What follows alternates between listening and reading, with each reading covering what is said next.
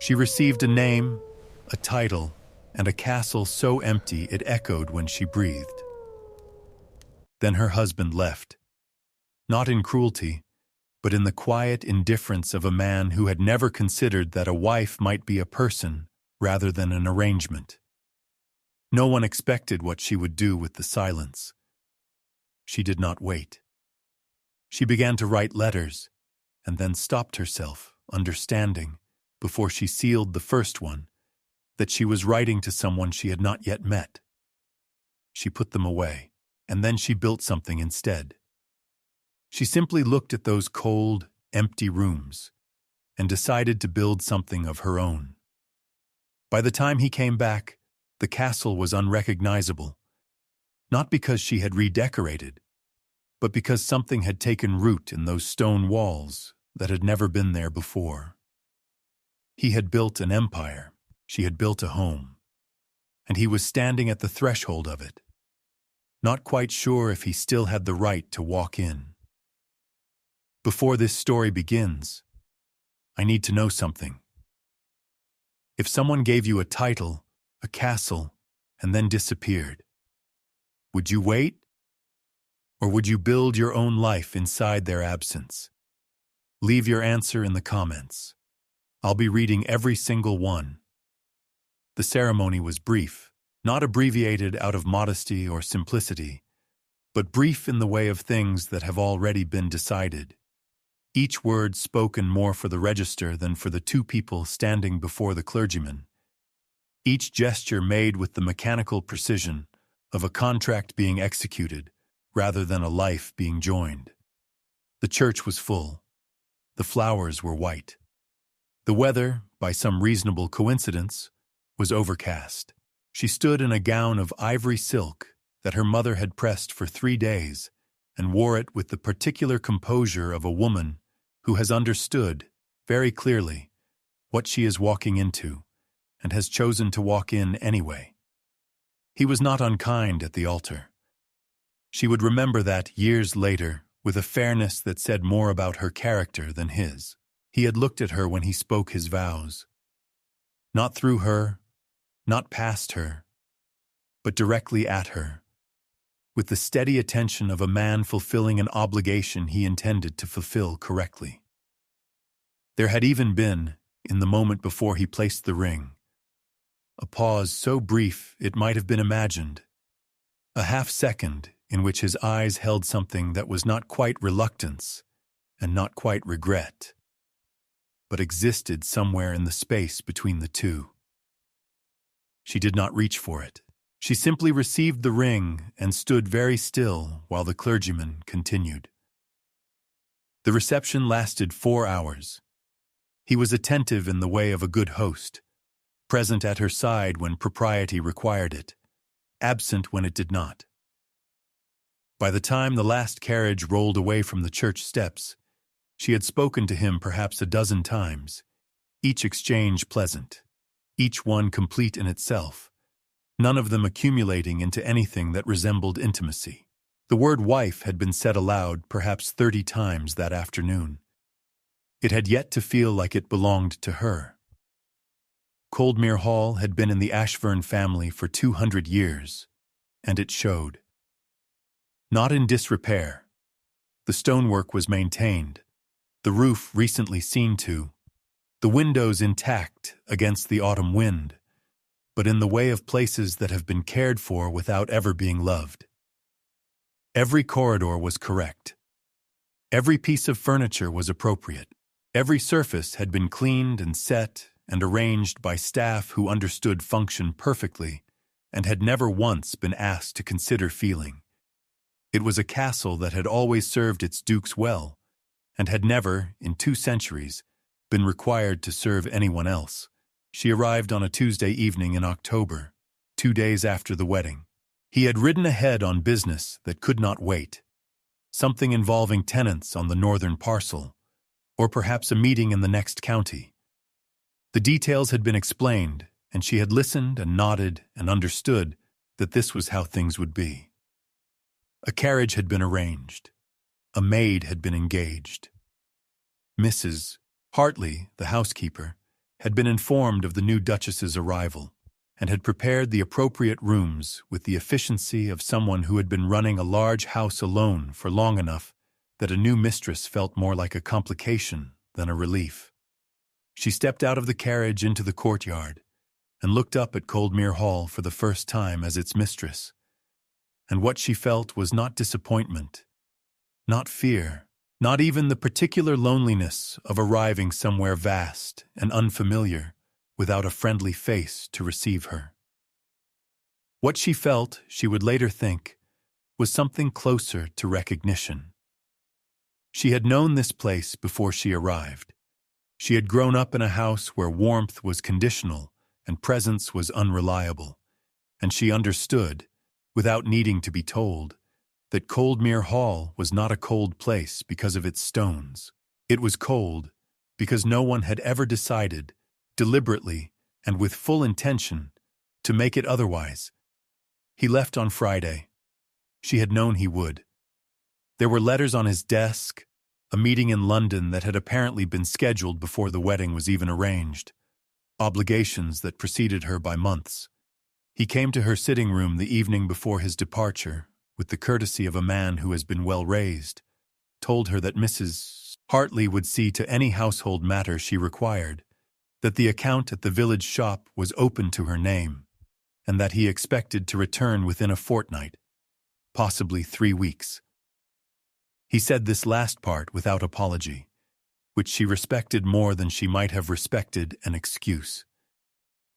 Then he left the room, and the door closed behind him, and the sitting room was very quiet. She sat with that quiet for exactly 1 evening.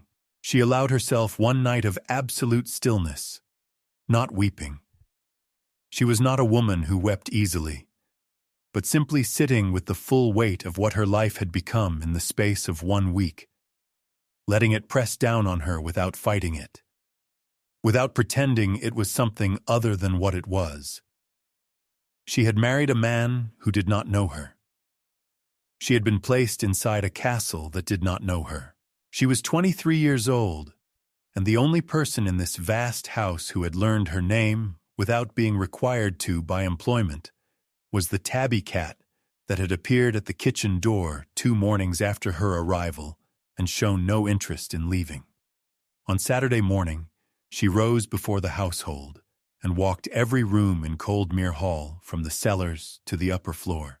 She moved slowly, methodically, the way she had once walked the perimeter of her father's estate as a girl when she needed to understand a place before she could feel at home in it. She opened shutters. She measured the light. She stood in doorways and let her eyes move over what had been left untouched for years. Covered furniture, unused grates, rooms with no purpose anyone had bothered to define. By the time Mrs. Hartley came to find her for breakfast, she had already begun making a list. Mrs. Hartley had worked at Coldmir Hall since before the current duke's father had died, which meant she had survived 2 dukes, 4 different estate managers, a flooding of the East Wing basement, and the particular challenge of maintaining a large property that its owner visited for perhaps 8 weeks of the year. She was not a woman given to sentimentality or surprise. She had developed, over decades of service, a comprehensive theory of aristocratic wives, their requirements, their temperaments, their predictable first-week demands for different linens or rearranged breakfast times. And she had arrived at the new duchess's door on Saturday morning, with her features arranged in the pleasant neutrality of a woman prepared for all of them. She had not been prepared for a list, not a list of complaints, not a list of demands, but a careful, room-by-room inventory of what was currently unused in Coldmir Hall, written in a clear hand on 2 pages of the Duke's own letterhead, annotated with questions rather than instructions. What was this room used for previously? Is the grate functional? Who manages the cutting garden? Is there still one? Mrs. Hartley stood in the corridor holding this document for a moment longer than was strictly dignified, then looked up at the Duchess, who was watching her with an expression of genuine inquiry, and felt something she had not expected to feel, the tentative, almost reluctant beginning of respect. Over the following days, Mrs. Hartley found herself revising her theory. The new Duchess did not redecorate. She did not dismiss staff or reorganize the kitchen schedules or make the small territorial adjustments that incoming mistresses often made in the first weeks to establish authority. Instead, she asked questions, specific, practical, sometimes unexpectedly perceptive questions, and she listened to the answers in full before she spoke again. She asked about the village. She asked about the families on the estate. She asked, with no apparent agenda, which rooms the household staff actually found most difficult to maintain, and why. By the end of the first week, Mrs. Hartley had told her things about Coldmir Hall that she had never told the Duke, because he had never once asked. She had arrived at an empty castle with nothing but a housekeeper's polite indifference and a household account with no instructions attached. And in less than a month, she had done something no one in that house had seen before. She had made the staff feel that the castle belonged to them too. But what she hadn't told anyone, not Mrs. Hartley, not the footman, not the village, was why she was really staying. And that reason was about to change everything. The first room she opened was the music room, not because she played. She did, adequately. But that was not the reason. But because it was the room that bothered her most. A perfectly proportioned space on the south side of the hall with 3 windows and a pianoforte under a dust sheet that had not been touched in at least 5 years. She had the dust sheet removed, the instrument tuned, the windows unsealed. She did nothing else to the room for 2 weeks. She simply let the light back in and waited to see what it became. The answer arrived on a Wednesday afternoon in November, when she found 2 of the younger maids pausing in the corridor outside the music room door, drawn by the sound of the pianoforte. She had been playing, quietly, in the late afternoon, and standing very still with the particular expression of people who have been caught enjoying something they did not know they were allowed to enjoy. She invited them in, not with fanfare, not with the self-conscious generosity of a mistress performing benevolence, but in the simple, matter-of-fact way of a woman who sees no reason for a room with 3 windows to be enjoyed by only one person. They came in. They sat. The afternoon light moved across the floor. Something shifted, imperceptibly, in the temperature of the house. It was the first of many rooms. The library, long locked because no one had catalogued it since the previous Duke's time, was opened in December and organized over 3 weeks with the help of the under-butler, who turned out to have an unexpected passion for systems and sorting that had never previously been called upon. The old parlor near the east wing, which had no particular history but excellent morning light, became, by some gradual consensus that no one formally declared, the room where the upper staff took their afternoon tea. She never suggested this. She simply made the room comfortable and left the door open, and people found their way to it. The way warmth always finds the spaces that have been prepared to receive it. She wrote to him twice in the first month, not long letters. She was not a woman who confused length with sincerity, but careful ones, written in the evenings when the house had settled, and the only sound was the fire and the occasional shift of wind against the old stone walls. The first letter described the music room. The second described a conversation she had with one of the tenant farmers on the eastern edge of the estate, a man named Mr. Brent, whose drainage problem had apparently gone unaddressed for 2 seasons, and who had looked so startled when she arrived at his door that she had wondered briefly whether a duchess had ever visited that particular field before. Both letters were sealed and addressed, and placed on the silver tray in the hall where outgoing correspondence was collected each morning. Neither was sent. She found them still on the tray on the third day, overlooked, she assumed at first, by the footmen whose responsibility they were. But when she inquired, quietly, she discovered that outgoing correspondence from Coldmir Hall was dispatched twice weekly by arrangement, and that the Duke's London address received post on Tuesdays and Fridays. She had written on Sunday and Wednesday.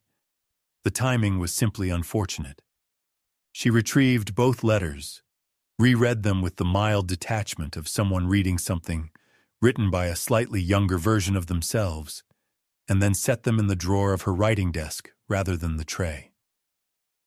She would not revise them, but she would not send them either.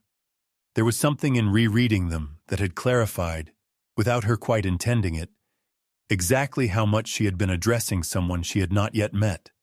After that, she kept a different kind of record, not letters, not a diary in any formal sense, but a series of small observations written in the back pages of a household ledger she had claimed for her own use. Notes about the estate, about the people on it, about what was working and what was not. Practical things, mostly. But sometimes, in the margins, something else slipped in. A line about the quality of the light on a particular morning. A sentence about the sound the hall made in November wind. Evidence, accumulating quietly on those pages, that she was not merely managing a property. She was learning to love a place. Ashfern Village was not large, but it was attentive. It had been watching Coldmir Hall for 200 years with the particular vigilance of a community whose fortunes were tied, in ways both practical and symbolic, to whoever held the title. And it had developed over those generations a precise and unsentimental instinct for the character of the people inside those walls. The previous duke had been respected, if not warmly.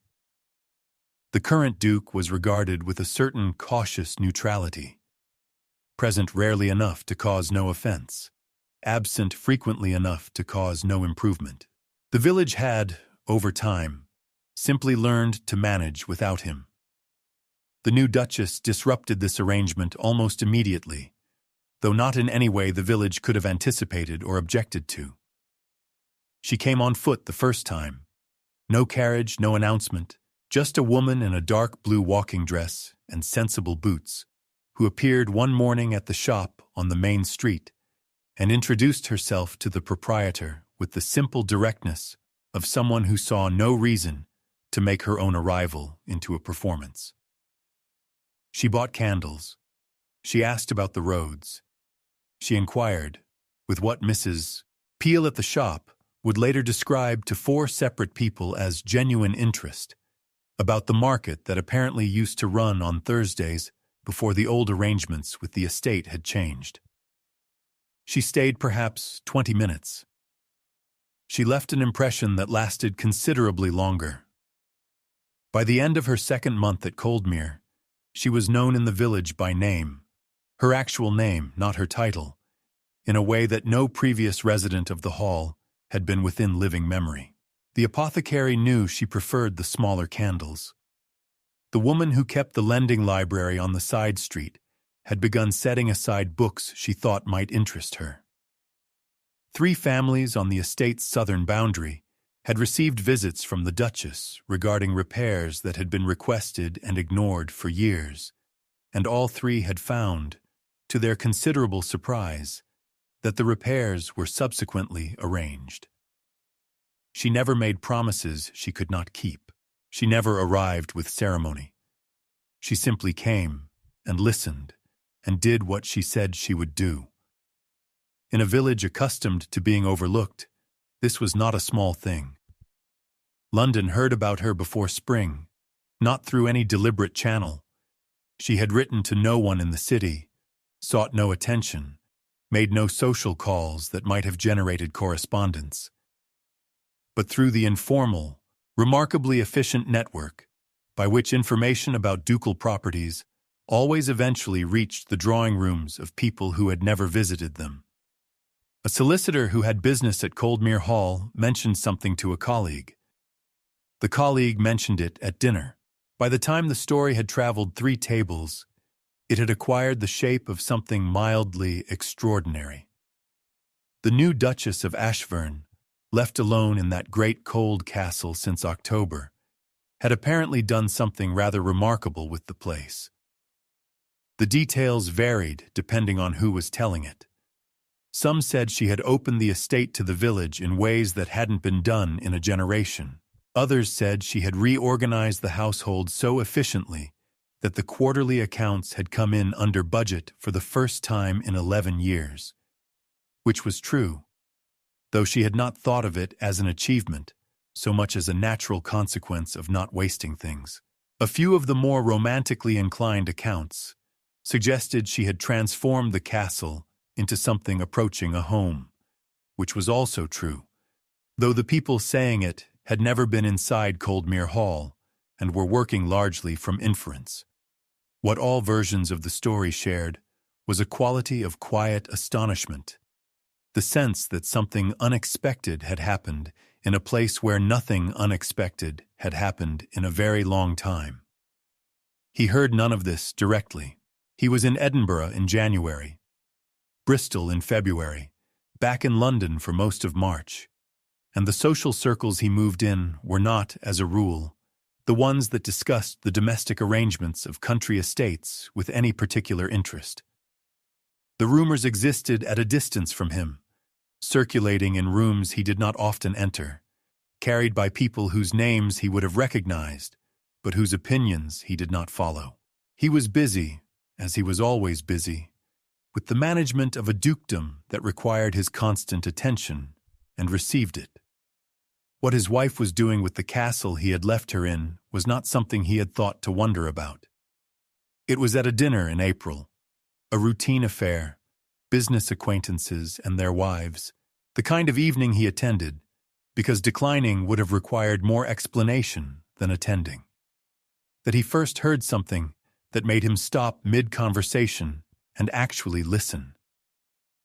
The man speaking was a land agent from the north of England, someone he knew professionally but not well, and what the man was saying was not addressed to him directly. He was speaking to the woman beside him about a property he had visited recently, a large estate in the county, and describing, with the mild enthusiasm of a man who has seen many estates and been impressed by few, the particular quality of the management he had observed there. The estate, the land agent said, was Coldmir Hall. The management, he said, was the Duchess. He described the drainage improvements on the eastern fields, the reopened tenant accounts, the repair schedule that had apparently been produced, and was, by all evidence, actually being followed. He said, with the precise professional admiration of a man who had been in the business long enough to know what he was looking at, that in 20 years of consulting work he had rarely seen a large country property brought to such evident order in such a short time, and by someone with no prior experience of estate management at that. He seemed to find it remarkable. His dinner companions seemed to find it charming. Neither of them appeared to notice the Duke of Ashburn 2 seats away, holding his wine-glass very still. He said nothing at the table. He was a man who had built his professional reputation, in part, on the ability to receive unexpected information without visibly reacting to it, and he did not depart from that habit now. But later, on the carriage ride home through the April streets, he found himself doing something he had not done since October. He thought about Coldmir Hall. Not about the estate. He thought about that with regularity, in the same efficient way he thought about all his properties, but about the woman inside it.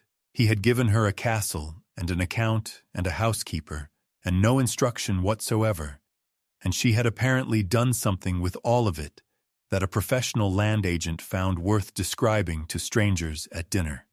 He sat with that information in the dark of the carriage for a long time, and could not quite decide what he felt about it. He had been planning to visit Coldmir in June. That had been his approximate intention since January. A brief visit to review the summer accounts, inspect the northern fields, sign whatever documents required his signature in person. Nothing urgent. A routine stop in a schedule already full of them, penciled in with the same mild attention he gave to any of his properties that did not currently require crisis management.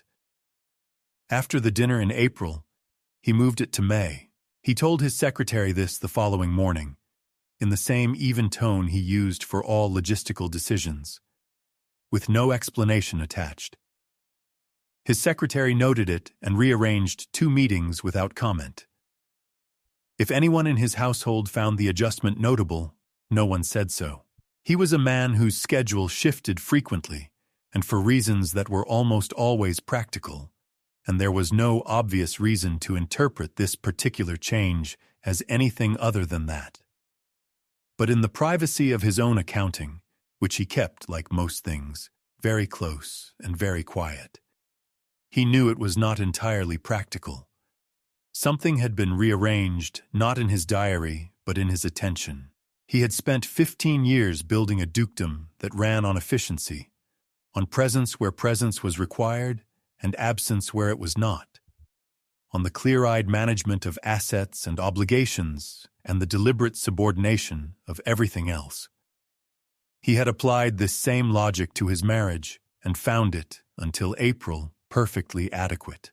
What the land agent's dinner conversation had introduced was the first serious friction in that logic.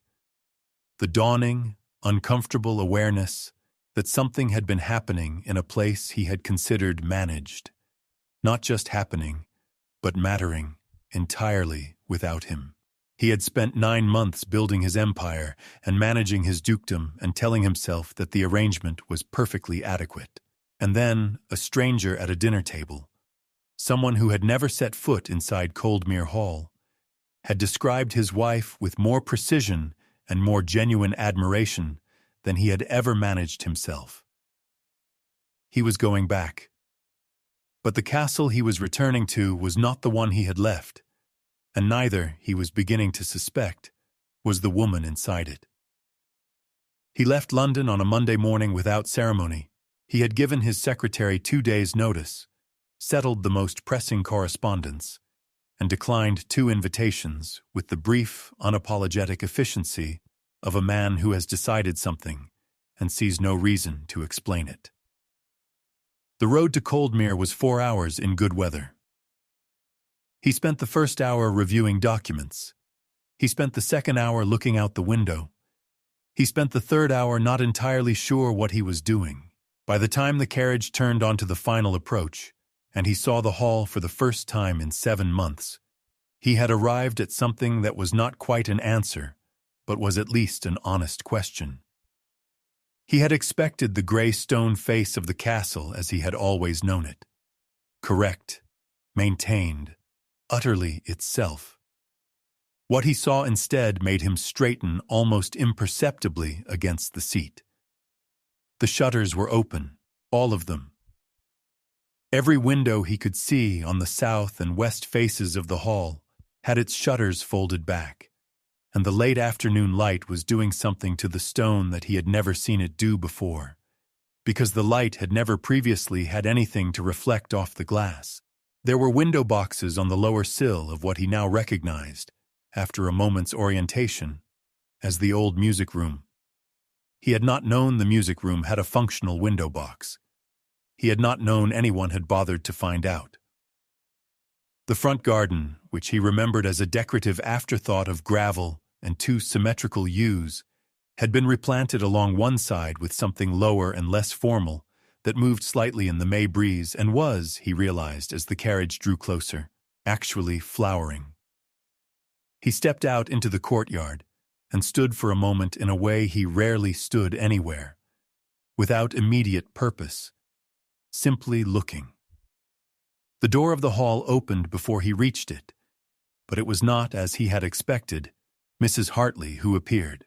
It was a young footman he did not recognize, which meant he was a recent hire, which meant the household had expanded which meant he was already calculating, already organizing what he was seeing into the language of management and logistics, that she had made staffing decisions in his absence. He had not told her she could not. He had not told her anything at all. He walked through the door of his own castle and felt, for the first time in his adult life, the vertiginous sensation of being somewhere he was not entirely sure he understood.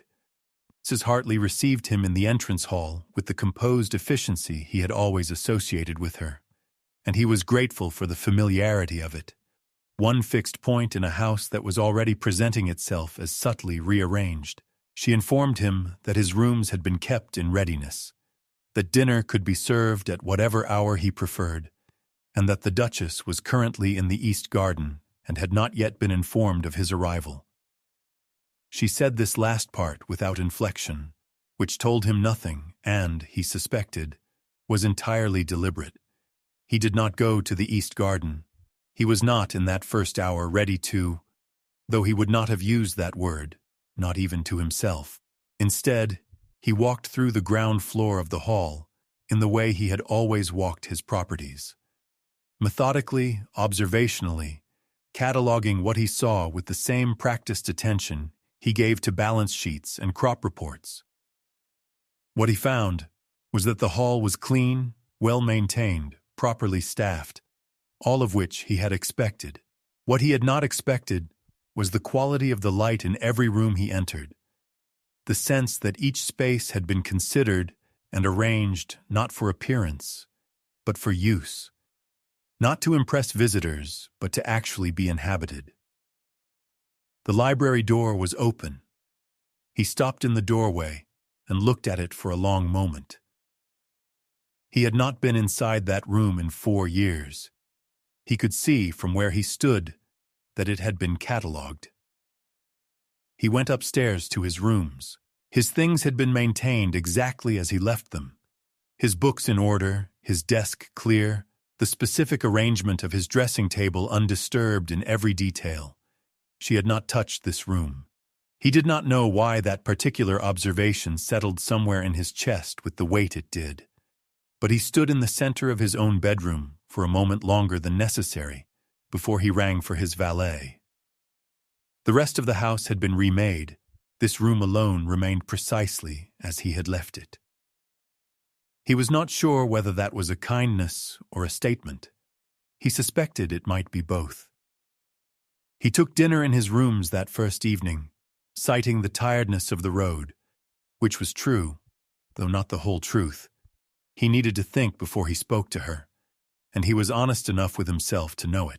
He had spent the carriage ride from London rehearsing, in the practical way of a man who manages complex negotiations, a version of arrival that would be courteous and appropriate, and not require him to address anything he was not yet prepared to address. That version had begun to feel inadequate the moment he stepped through the door. In the morning, he rose early and walked the house again, this time more slowly. He went into the music room and stood at the pianoforte. The dust sheet was gone, the lid open, a piece of sheet music left on the stand as if interrupted mid-practice. He went into the parlor near the east wing that he had always understood as surplus space, waiting to be assigned a function, and found it furnished with the comfortable irregularity of a room that was actually used. 2 chairs drawn close to the grate, a small table with a lamp, a stack of books on the windowsill that had clearly not been placed there for decoration. He stood in the doorway of the reorganized library and finally stepped inside, running his hand along a shelf that had been arranged with a logic he could follow. Every volume accessible in a way they had never been when they were simply stored. Room by room, floor by floor, he moved through the evidence of 9 months of steady, unhurried intention. She had not transformed the castle. She had inhabited it, which was, he was beginning to understand, an entirely different and considerably more demanding thing. Anyone could change a house. Changing a house required money and decisions and the giving of instructions. What she had done required something else: the willingness to actually be present in a place, to learn its rhythms and its resistances, to stay long enough to understand what it needed, and quiet enough to hear the answer. He had owned Coldmir Hall for 15 years. He was only now, walking through it behind her invisible presence, beginning to know it. She was already seated when he came down. He had sent word through Mrs. Hartley that he would take dinner in the dining room that evening, and she had responded, also through Mrs. Hartley, which was its own kind of information, that she would as well. The table, he noticed as he entered, had been arranged differently than he remembered it. The formal length still there, but a section at one end set for two with the candles close enough to actually be useful, rather than distributed down the length of the table in the manner of a state occasion where visibility mattered more than conversation. She rose when he entered, not from deference, but from the natural motion of someone who had been reading and set her book aside. She was wearing dark green, a shade he didn't recognize from the brief wardrobe impressions of their wedding week, and her hair was arranged without the formality of their wedding day.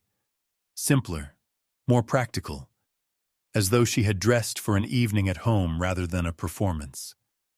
She looked, he thought with a clarity that surprised him, entirely at ease, not performing ease, not manufacturing it for his benefit, simply occupying the room with the settled quality of a person who has been comfortable here for some time and sees no reason to pretend otherwise on his account.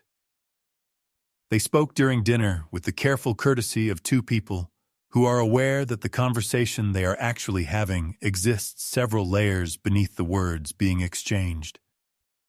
He asked about the estate. She answered with the specificity of someone who had been paying attention.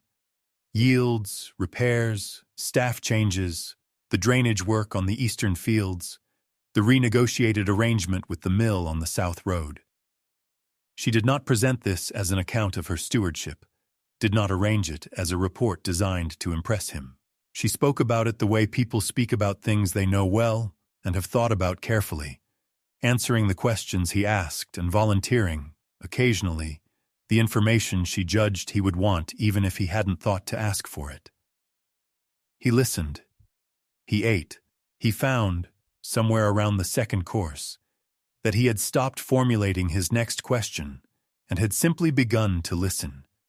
He was a man who had spent his adult life in rooms where words were instruments, chosen for precision, deployed for effect, measured against their consequences before they were spoken. He had negotiated leases and managed disputes and handled, on more than one occasion, the kind of delicate social difficulty that required the exact right sentence delivered at the exact right moment. He was not, by any reasonable measure, a man who struggled with language.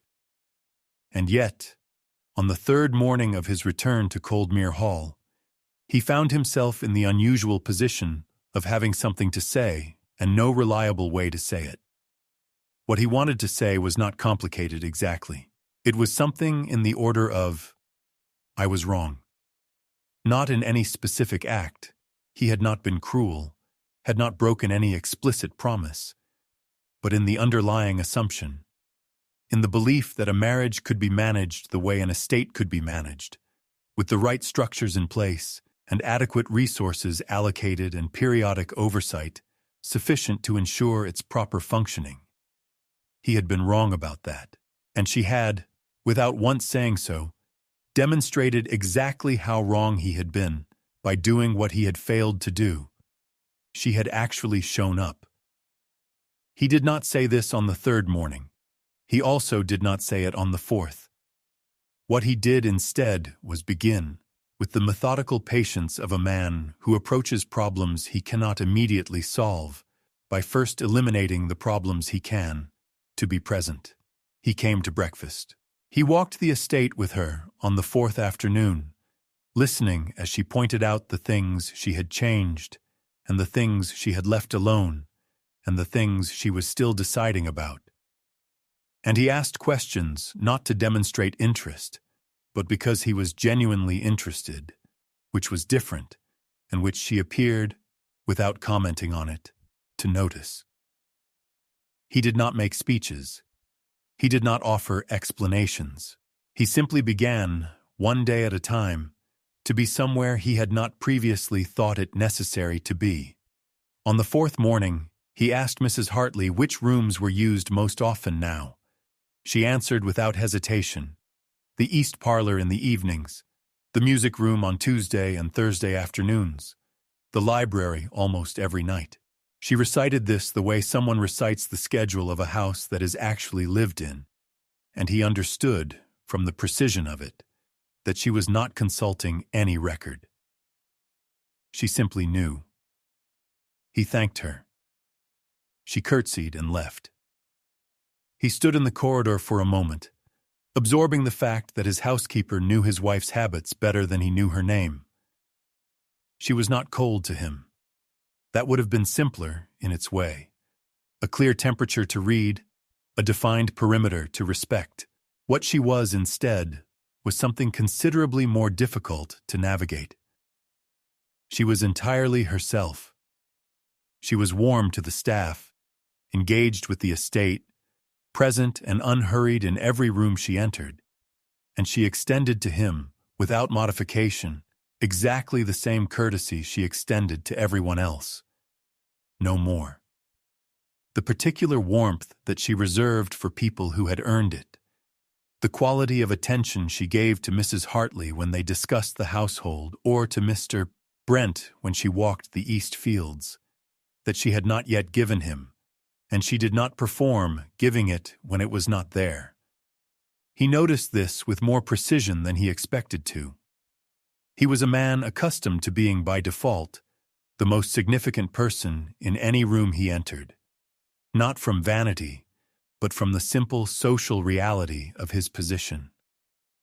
People oriented toward him, people modified their behavior in his presence.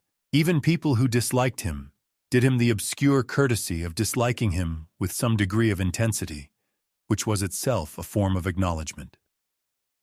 She did none of this. She neither oriented toward him nor away from him. She included him in the life of the house, the way she would have included any reasonable adult who happened to be present. And that, he discovered, was far more destabilizing than hostility would have been. She also did not explain herself to him, which he had not anticipated. He had half expected, somewhere in the first days, a conversation in which the 9 months of her solitary residence were accounted for. Not an accusation, but some form of reckoning, some moment in which the shape of what had happened between them was named out loud, so they both knew they had seen it. That conversation did not come. She did not raise it. He found that he was not, after all, the one who had the right to raise it. He had left. She had stayed. Whatever accounting there was to be done was, by that simple arithmetic, his to initiate. And he was not yet sure he knew how. It was on the 6th day of his return, on an evening when she had retired early and the house was quiet, that he went into the library properly for the first time, not passing through, not observing from the doorway, but actually entering with the intention of staying, something he could not remember doing since his father's time, when this room had been the old Duke's particular domain, and he had come here as a young man for the specific purpose of being corrected or instructed or occasionally approved of.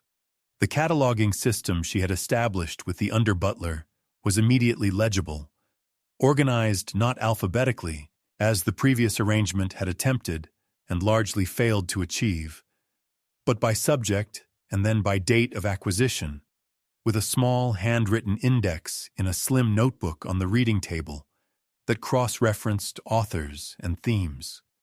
He found himself moving along the shelves with the notebook open in his hand, reading her annotations, brief, precise, occasionally wry, and understanding, through them, something about the quality of her mind that 9 months of administrative correspondence had not conveyed. She had read perhaps a third of what was here. She had marked her place in 5 different volumes. Her marginalia, where it existed, was the kind that argued back. He found the ledger by accident. It was shelved with the household accounts, which was where it belonged, but it fell open when he lifted it. He had not meant to open it, to a page that was not accounts at all, but the close, private handwriting he had by now learned to recognize from the index notebook.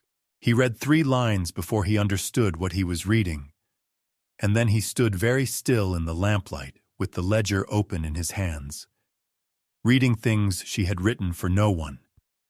In the margins of a household account book, on ordinary evenings in the months when she was entirely alone. He did not read all of it.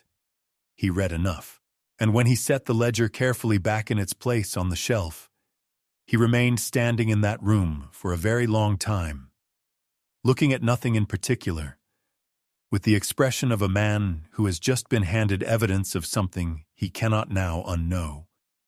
He found her the following morning in the East Garden, the one she had been in the afternoon he arrived, the one he still had not seen properly. She was standing near the far wall with a pair of gardening gloves tucked under one arm, speaking with the groundskeeper about something involving the spring planting, and she did not hear him approach until he was close enough that retreating would have been more deliberate than staying.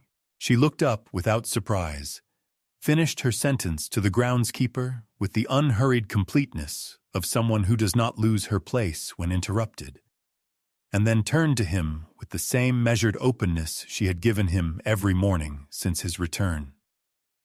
He told her he had been in the library. He said it simply, without preamble, because there was no version of this conversation that benefited from a long approach. He watched her face move through something. Not alarm, not embarrassment, but a quiet and very controlled rearrangement.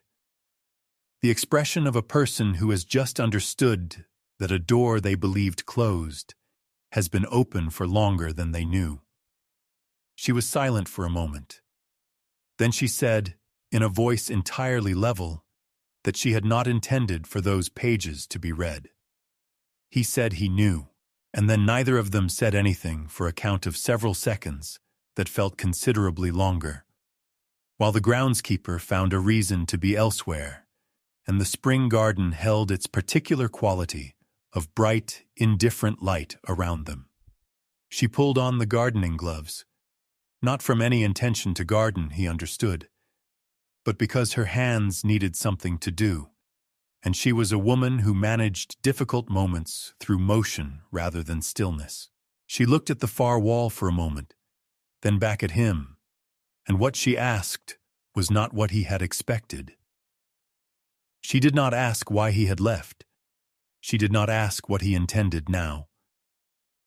She asked, quietly and without accusation, whether he had known, when he rode away that Friday in October, with his London meetings and his northern tenant and his schedule full of things that mattered, whether he had known that she would stay.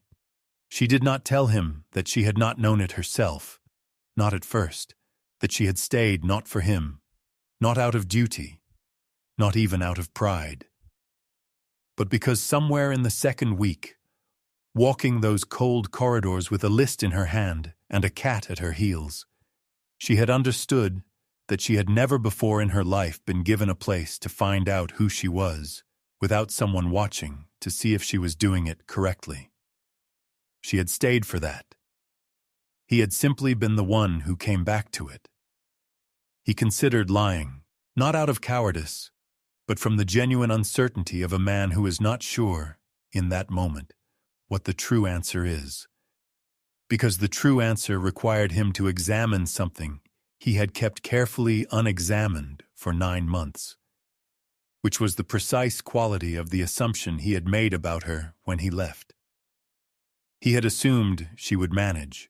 He had not, he realized now, given any serious thought to what managing would actually cost her, or what it would require, or whether it was reasonable to leave a woman alone in a cold castle in October with a housekeeper and a household account and no company, and call that an adequate arrangement.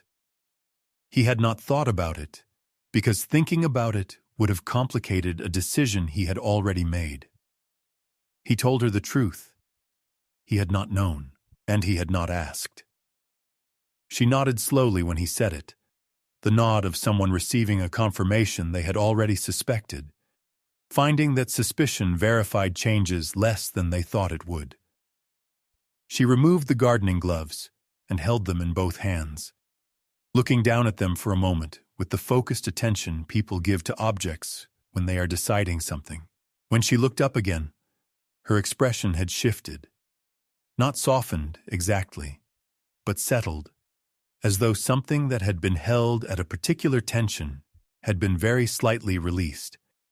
He had brought the ledger from the library that morning. Not dramatically, not as a deliberate gesture, but with the slightly awkward purposefulness of a man who has made a decision and intends to see it through. He had simply picked it up before leaving the room and found, when he reached the hall, that he was still holding it and had no intention of putting it down. He held it out to her without explanation. She looked at it for a moment without taking it, then she took it and held it against her chest with both arms and looked at him with an expression he had not yet seen on her face in all the days since his return. Something unguarded, briefly, before she brought it back under the composure she wore the way other women wore jewelry. He said nothing. She said nothing. The east garden was very quiet, and the light was the particular clean light of a May morning that has decided to be generous. She did not forgive him that morning. He did not ask her to, which she would later think was the first sign that something in him had genuinely shifted, because the man who had ridden away in October would have looked for the efficient resolution, the moment at which the account could be considered settled and the matter filed, and the household returned to its normal functioning.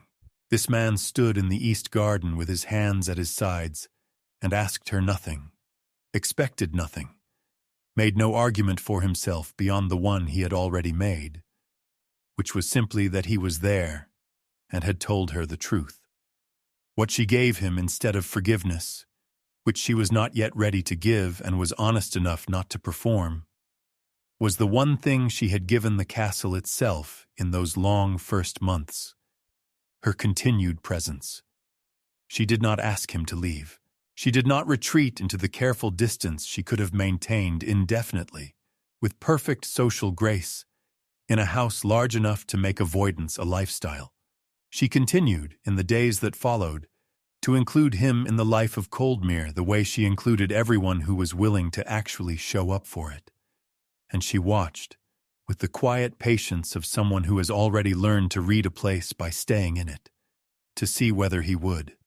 He stayed through June. He had not planned to. May had already extended beyond his original intention, and his secretary sent increasingly pointed correspondence about commitments in London that were not managing themselves. But he found, each morning when he might have given the order to pack, that he did not give it. He walked the estate. He sat in the library. He came to breakfast and to dinner, and gradually to the other hours in between, filling them with a presence that was not yet comfortable, but was becoming, incrementally, deliberate. He learned the name of the new footman. He had a conversation with Mr. Brent about the drainage that lasted 40 minutes, and taught him more about that particular piece of land than 15 years of reports had done. Small things, but he was learning, slowly, that it was always small things. She was reading by the fire in the east parlor on the last evening of June, the small parlor that had become, without anyone declaring it, the room they most often occupied in the evenings. When he set down his own book and said, without looking up from the page he was not reading, that he intended to write to his secretary in the morning and rearrange the summer schedule. She turned a page. She did not look up either. She said, in the same even tone she used for discussing estate accounts or spring planting or any of the 100 practical matters that had constituted their conversation for the past 2 months, that she thought that was a reasonable decision. The fire settled in the grate. The room held its warmth around them. Not the warmth of stone or of good wood, but of something that had been built more slowly and would last considerably longer. From somewhere deeper in the house, barely audible through the walls, came the sound of one of the younger maids at the pianoforte, hesitant, imprecise, entirely unafraid. Neither of them commented on it. Neither of them needed to. Outside, Coldmir Hall stood open to the summer night, every shutter wide, every window lit. It looked, from the road, exactly like what it had taken 9 months of quiet, steady, unremarkable work to make it. A home that had always been there, waiting for someone to stay long enough to find it. And that is where we leave them. Not at a grand declaration, not at a ceremony, but in a quiet room, by a fire, in a house that finally meant something to both of them. If this story stayed with you, subscribe to Dukedom Stories. Every week, a new story about women who were underestimated and the men who finally learned to see them. Click subscribe and don't miss what comes next.